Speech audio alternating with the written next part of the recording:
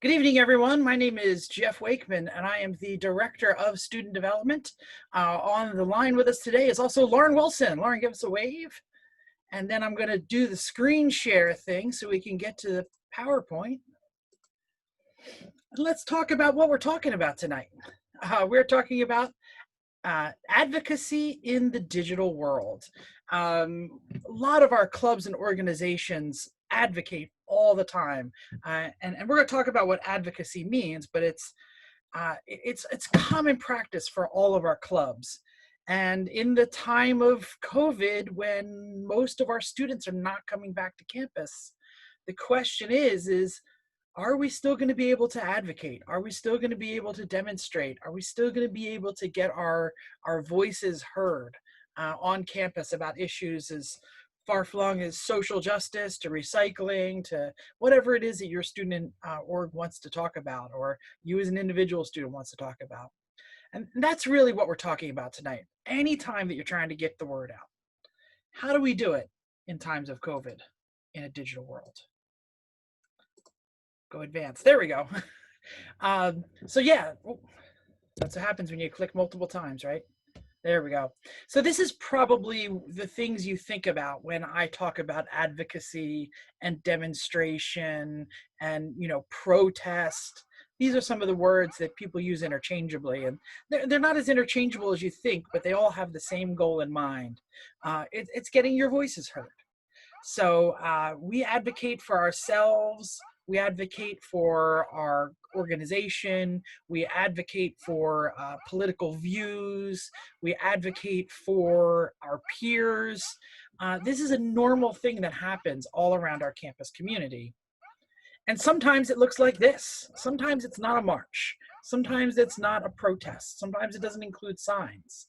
Sometimes it's inviting a speaker to campus who's going to talk about the issues. Sometimes it's a physical display, like raising a flag or painting a rock, or we had, I think it was Kappa Sigma, right, Lauren? Who did Light Up Lake Fred? Yeah, Kappa Sigma Light Up Lake Fred. Visual, sometimes stunning and beautiful visual works on campus to draw the attention to whatever the message is, whether it be unity or social justice or whatever. So really, any time that you're getting the word out about any topic or opinion, that's campus advocacy. And it's especially important when you're getting the word out to people who normally wouldn't have thought about your topic. When someone who doesn't realize that it's Black History Month drives by the A-Wing Circle and sees the Pan-African flag and says, oh yeah, that's right, today is February 1st. Or somebody's, a little down in the dumps and they look down and they see a beautifully painted rock and they say, oh look, somebody told me to be kind or to be happy or to keep my thoughts up. And that hopefully changes their attitude in just a little teeny bit. I'm pretty sure Light Up Lake Fred was about cancer. So I'm just, as people walked by Lake Fred that night, they were like, whoa, what's that? And hopefully they ran into someone who told them what they were doing. That's advocacy. Anytime you get the word out, especially to people who are not in your org. So the question is can we still get our messages out in the time of COVID and distancing and people, remote learning? Well, we're gonna say yes. And we're going to talk about it in 4 different ways. This is kind of the outline for the rest of the program. We're going to talk about why we need to advocate to our campus community. We're going to talk about some of the digital ways that we can do it. We're going to talk about what works and what doesn't work. And we're going to, at the end, talk about ways to safely gather on campus if we do want to have smaller or sometimes larger gatherings. So let's jump right into it. There's a definite pause between the time I click and the time the slide goes. There we go. Why do we advocate? Really, we talk all the time, or I talk all the time about mission-based programming. And some groups, their core mission is outreach. All right. We had the rocks were painted by Active Minds, and Active Minds is an organization whose core mission and core values are to engage people across campus and talk about mental health issues. That's in the core, that is their entire mission. If they can't reach out to people, they can't do their mission. Some groups represent a portion of the population, maybe an underrepresented or a disenfranchised population. I'm thinking about like First Ospreys, who deal with helps support students who they are the first generation to go to college. Obviously, we have UBSS there, the United Black Student Society. So, any of the ethnic groups or religious groups that you see on campus, or any of those groups are representing a portion of the population. And then a lot of groups just have to their core mission, or maybe not in their core mission, but they just care about social justice issues. I mean, the student entertainment team will throw programs during Black History Month.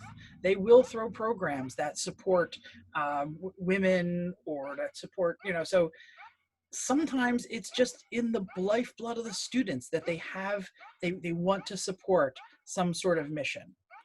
And everyone has a message, and it's all valid.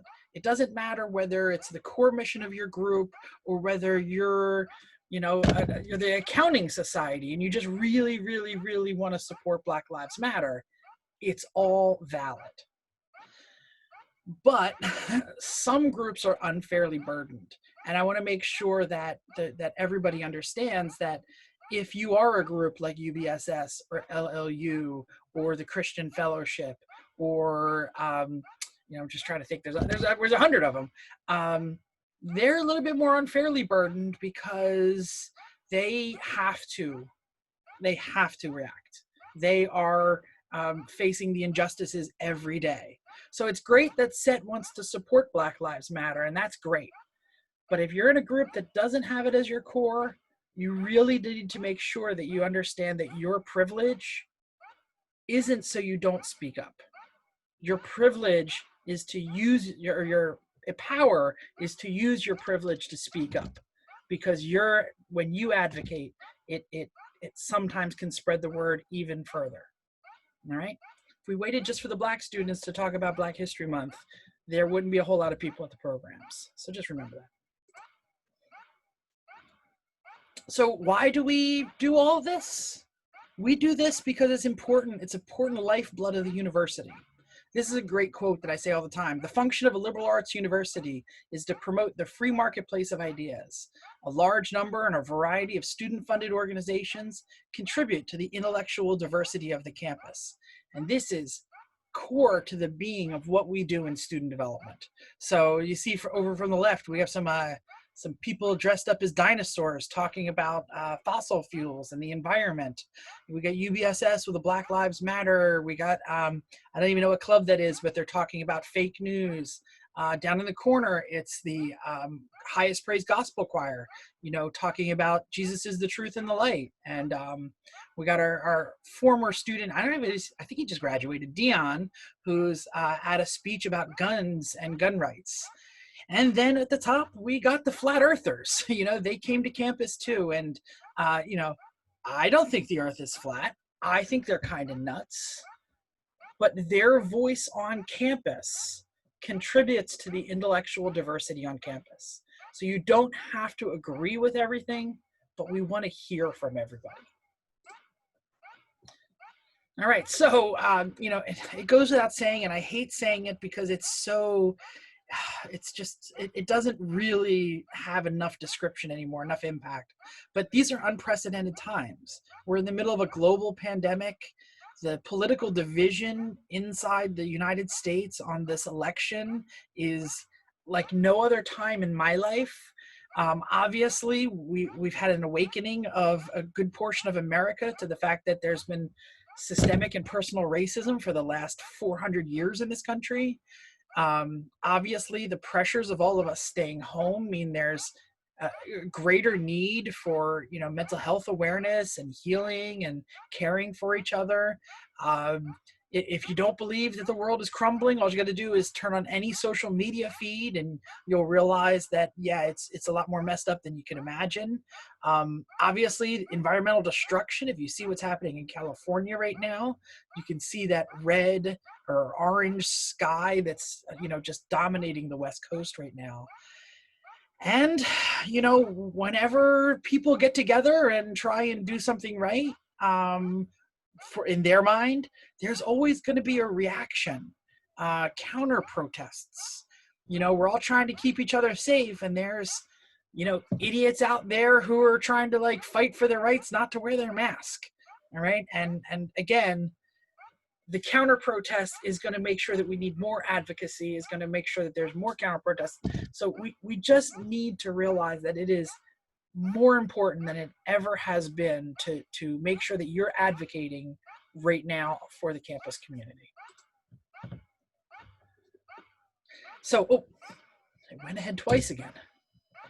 So I read this great article on an online publication called The Conversation. It said, what will student protests look like when classes are online? And it was such a good article that I just wanted to cut out two of the just great things that I read in it. So the first one is April Logan, who is a professor of English literature.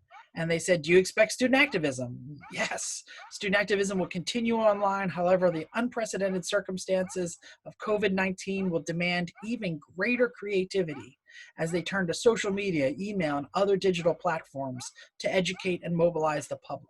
That's awesome. And then there's this other professor, Jonathan Flowers. We'll see him on the next slide.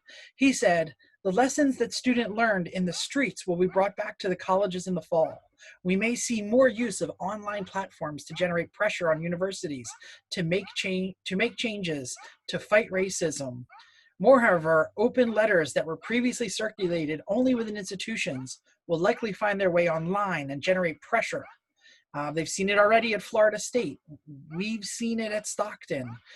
There was a faculty and staff circulated discussion about racism on Stockton's campus, and it was enlightening. By the way, there's Jonathan Flowers right there. He's a visiting professor at Worcester State University. So yeah, we're going through it. We're doing exactly what's happening all over the nation. Stockton, we're kind of doing it on Instagram. I think Insta was the place where we really first started seeing the pushback, the advocacy, and the deeper discussions. I have up here the Instagram Stockton memes. We're going to talk about them in a little bit. In the middle block there, that's Black at Stockton. If you have not followed or read anything that's at Black at Stockton, just pull out your phone and like and follow that now, and go back and read it later, because it is a just like I said, an enlightening moment in Stockton University's history and everybody's history, really. And then the one down the bottom here, this is the Stockton Pride Alliance. And the Stockton Pride Alliance has had an Instagram for a very long time. They weren't new. It wasn't created to say anything to the university about racism on campus or in the world. But, they took a moment recently and had a very, very supportive time. They had some petitions that they put forward, and I this is all the online advocacy that we're talking about. I'm not sure it's heard. I'm not sure that many of the power brokers at the university are reading Stockton memes. I know I am. I know my office does. Black at Stockton definitely made a splash. Pride Alliance has definitely been followed by a lot of people, but I question the impact here. Not the intention, by the way, not the moment, because I think the intention is right, and I wouldn't tell anyone not to do it. We're just going to talk about how to maybe have a little bit more impact. So if you're going to do some online demonstrations, if you're going to call for change online, it's going to require two things, especially if you're trying to do it in Instagram. And it's a visual message and a robust social media presence. I'm going to talk really quickly about Stockton memes. So Stockton memes has been around for a long time. When it first started, it was a lot of funny memes. Kitchen Mike, you look like you want a Philly-style quesadilla, and the guy's running away. I don't know, Mike. I'll take a quesadilla. I don't know. Haven't been down there since March, but okay. Now here's Stockton University. Oh, look, they're having all their classes during the same time, and the courses that people need can't get any love or attention. So, it started out with making, funny jokes about the university, and then maybe some funny jokes targeted at the university. And then, when COVID time happened, it started getting a little more serious. We're starting to see professors, some discussion about professors not being technologically savvy. And then it got real. Stockton memes, when the racial injustice started happening right after the George Floyd murder, started having some more nuanced discussion about freedom of speech. Started to have some serious discussion about how the university is helping or not helping the students of color. And that's great. And I'm very glad that they were doing it. I'm very glad. I think this is a great method for people to get their message out.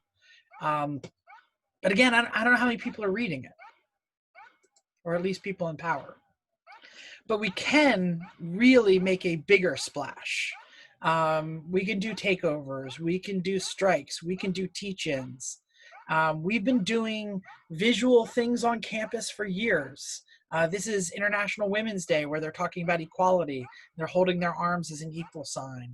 And we already mentioned Light Up Lake Fred and, the painting of the rocks. So, we have been visual storytellers for a very long time.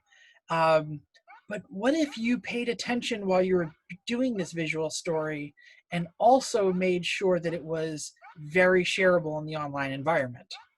And that's where some of the programs like Dear World happened.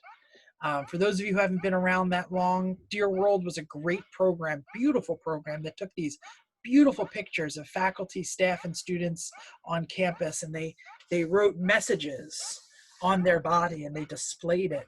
And it was specifically designed so that you could then tweet or Instagram the photos to get the message out. And they also put up galleries, and their Instagram account went all over the world. And that's what happens now. Everybody at Stockton this week follows the Dear World. And then next week they go to another campus and we see what's happening at another campus. And the next week they go to another campus. And basically the whole world gets to see these pictures now. And even programs that we're doing on campus can become posters. This is another great way to share your message in a more long-standing way.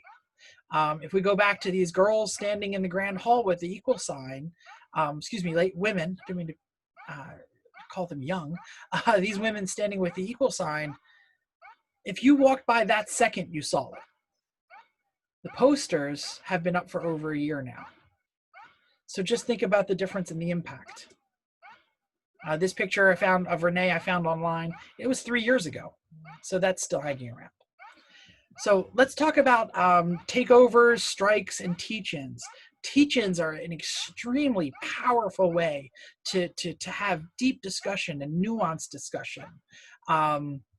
They're a little less passive than just taking a picture.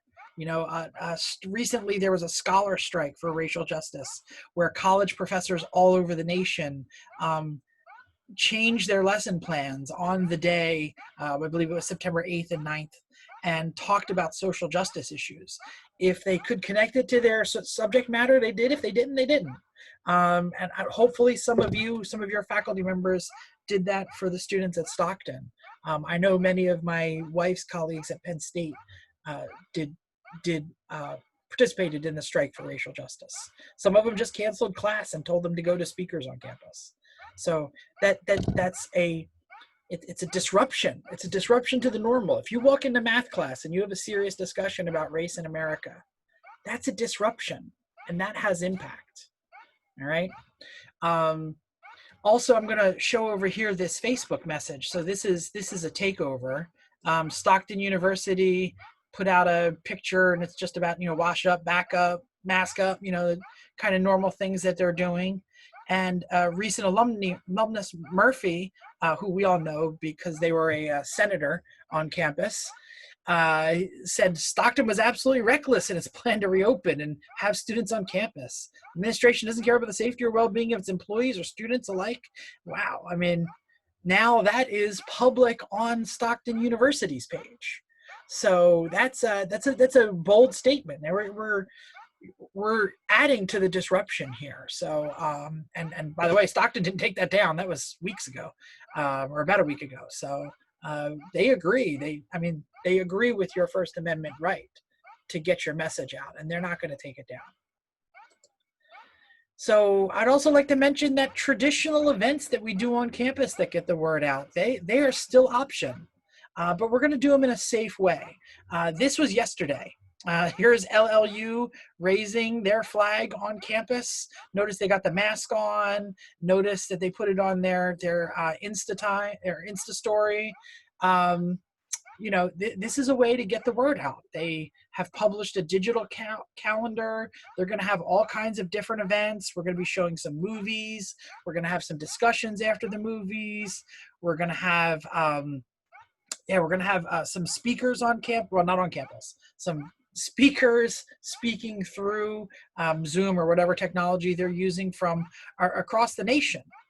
So we still can do more traditional programs that are going to get the word out, but we're just going to deliver them a little differently.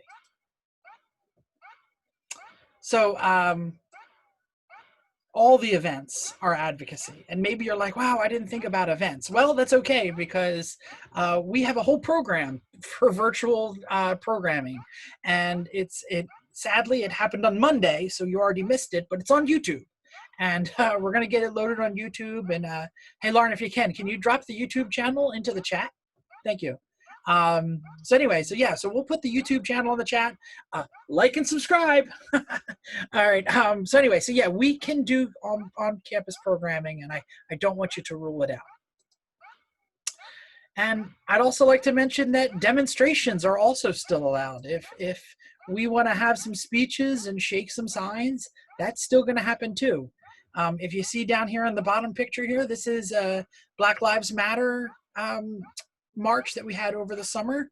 Very important, that the university was able to come together even over the summer. And there were many, many hundreds, probably 700 or 800 students at that. Probably over 1,000 people if you counted all the, staff, faculty, and visitors from off campus. So just so you know, if you're thinking about doing a demonstration, demonstrations are treated just like events. They follow all the same procedures. So reserve a space, work with your StuDev advisor. The StuDev advisor, if it is a demonstration, will activate what we call the DART team. The DART team is the Demonstration Action Response Team. I'm a co-chair of it. And I just want to tell you about who they are, because if you're doing a demonstration, you want to get in with the DART team. The DART team is student affairs people who are going to help you plan your demonstration or your rally or your protest. And we are trained in crowd management and your First Amendment rights and campus regulations to make sure that everyone who comes to your demonstration, because you registered that demonstration, are going to be able to get their voice heard. We're also going to make sure we keep you safe. I hate to say that counter protests happen, but we've already mentioned that counter protests happen. I had the picture of the Flat Earth event earlier.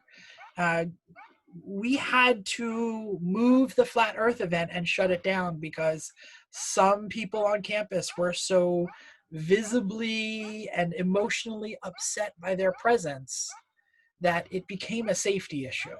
So we want to make sure that, if we know that we're going to be stirring up the pot, that we're keeping everybody safe. All right. So bottom line here is, it is an absolute must that if you're in a student organization, that you still advocate in the campus community. All right. We can't sit idly by at this time. There's a lot of people who said that, silence is compliance. So if you're not reasonably upset at what's happening in the world right now, maybe you need to get a little bit more awakened. All right. We have many options, both old and new methods for you to be able to speak your mind and express yourself. All right. The most important thing you do is you plan ahead and you talk to the advisors and StuDev, because we can help you. We also want to make sure that you're doing it in a thoughtful way. All right. Think about what's the best way to get your message across. Okay. We need to balance disruption with the expression. Okay. We're not going to tolerate a shouter's veto. We're not going to tolerate destruction of property on campus. You want to yell and scream? Great. But if you didn't reserve the space, or if there's an English class next door, we're going to find you a place where you can yell and scream and be heard by the students, but not disrupt class. Be consistent and persistent in your messaging, okay? If you are advocating for something today, but tomorrow you're ignoring it, then it really doesn't sound like you cared. So if you do care about Black Lives Matter and you want to make sure that you're supporting Black and Brown students on campus, you need to do it more than once. And you need to make sure that you're liking and following and attending events and showing a consistent, and that's really what I want to say, a consistent messaging, excuse me. And then the last thing I want to say, not last thing on this slide, is don't let the other concerns keep you from acting. I know there's a lot of students who think, oh, we'll get in trouble if we say that. No, you won't. We'll get in trouble. People won't like us. Well, if the right people like you and the wrong people don't like you, go right ahead. Oh, but our club isn't political. Really? Everything's political. So I really don't want those concerns getting in the way. This summer, we saw a lot of stuff on campus and on Instagram. Our student groups were saying that, the people on campus can't say Black Lives Matter. And that made us laugh, because we're all social justice people. And we've said that's crazy. And I sent out a message to all the student groups that said, you have First Amendment rights and you can say whatever you want. And by the way, student development would like to say that Black Lives Matter and that we support our Black and Brown students on campus. And I think that helped the students feel supported. And it helped that we are not, we're not a diversity office, but we still care. And so if you're not a diversity club, but you still care, it's still impactful. So don't let those other concerns keep you from speaking or acting or trying to get the message across. Whew, that was a little heavy. And I went through it pretty, oh man, I must have read quickly, because I did it about 7 minutes quicker than I did it earlier today. I'm going to hit the stop share button, and I'm going to hope that some people have some questions or would like to have some thoughts. All right, here it comes. Hi, everyone. I'm glad you stuck with me. Please feel free to unmute your mic, ask a question, say how you feel. If there's something coming up that you want to talk about, or something that you would like to do and don't know how to do, just go ahead and ask. Don't make me call on you.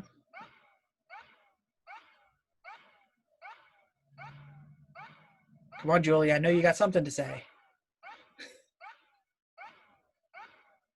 All right, we're gonna stay quiet. Everybody's YouTube shy, I guess. The last, you're good. Okay, thanks, Julie. I think the last thing I'm gonna do is, Lauren, can you put up the attendance thing? Okay. Yeah, so, I actually was gonna do that earlier, and grab the link. So if you can all click that link, it will mark you as attended, having attended this event, and this will automatically pop up on your Osprey Advantage co-curricular record as soon as you're marked as attended. So that's one of the cool new features in Osprey Hub that came about over the summer. So a shameless plug for that too, because it's a great tool for you to utilize in your own virtual programs that you do. So when you go into your event listing on Osprey Hub and click Manage Event, there's an attendance URL that will pop up to track all of your attendance. So helpful for you all to utilize as well. All right, so the video screen is now back to the question slide.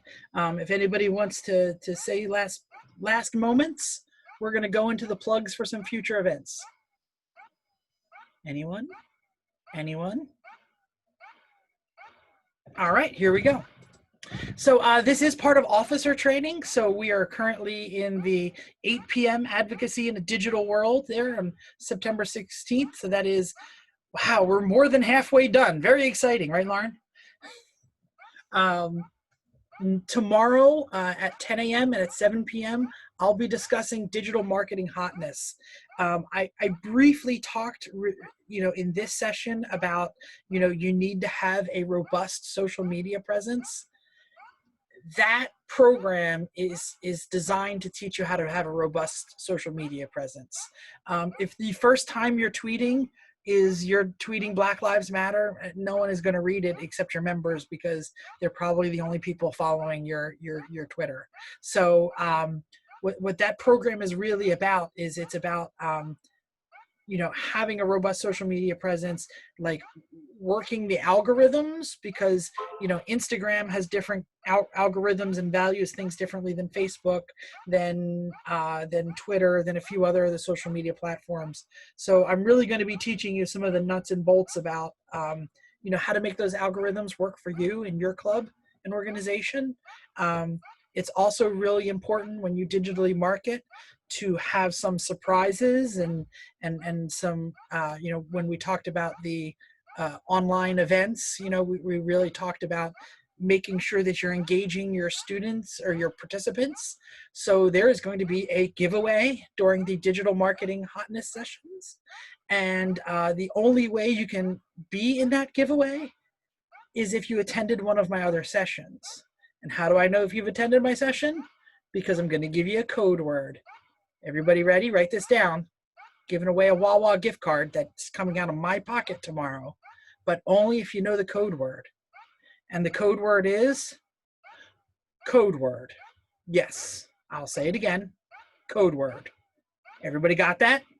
And just to clarify, Jeff, are you giving away prizes in both the morning and the evening sessions? Whoa. Let's say yes. Okay, I'm just trying to look out for my Wawa coffee lovers out there. We all need a little extra this time of year. and it will be a digital card, so you don't need to come on campus and get it or anything. So we'll be giving out a card on the 10 a.m. and a card on the 7 p.m. session. Digital media marketing hotness. The code word is code word. Tell your friends, because I'm not paying attention. Anybody who knows the code word gets in the presentation or gets in the raffle. Virtual Involvement Fair is also coming up next week, so we want to make sure you know about that. We have an advisor Ask Me Anything sessions, noon to 1 o'clock every day this week, including Thursday and Friday. If you're looking to maybe get more personally connected to all of the students in your club organization, we're going to have a session on icebreakers through Zoom. And if you're feeling really stressed and you've been here 2 weeks already, and already you're like, I don't know what to do, we're going to talk about some self-care. So self-care in COVID times, advisor Ask Me Anything, breaking the ice, involvement fair, digital marketing hotness. The code word is code word. Does anyone have anything left to say? Make sure you hit that link. Make sure you like and subscribe to our YouTube. It's very important. We only have 990 more people to like and subscribe, and then we can stream live videos. So, all right. There's no other questions. I'll go ahead and end the meeting. I just marked myself as present. Thank you all for coming. Again, my name is Jeff Wakeman. I am the Director of Stu Dev. Lauren is here. Joe Thompson is here. Shadia and Diane are on a little bit of a leave. Everybody's healthy, but if you're one of their clubs, just talk to me or Lauren or Joe, and we'll take care of you for the next couple weeks. All right, everyone, I'm going to hit the stop button.